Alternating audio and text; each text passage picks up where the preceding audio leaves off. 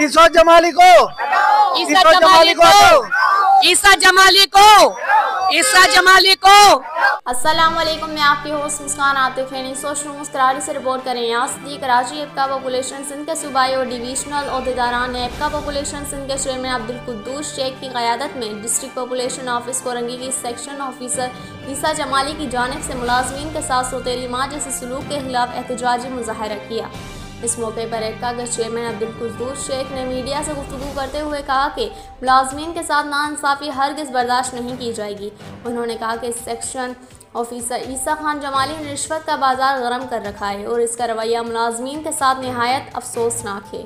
उन्होंने इल्ज़ाम लगाया कि ये सेक्शन ऑफिसर मुख्तलिफ अजला से रब्ता करके ख़वातीन मुलाजमीन को धमकाता है और इन्हें हरासा करता है। इस अफसर की वजह से ख़वातीन मुलाजमीन गैर महफूज माहौल में काम कर रही हैं। ये अफसर हमारी यूनियन क़यादत को पॉपुलेशन डिपार्टमेंट के दीगर मौजूद और फ़र्ज शनास अफसरान के खिलाफ गलत बयानी से उकसाता है।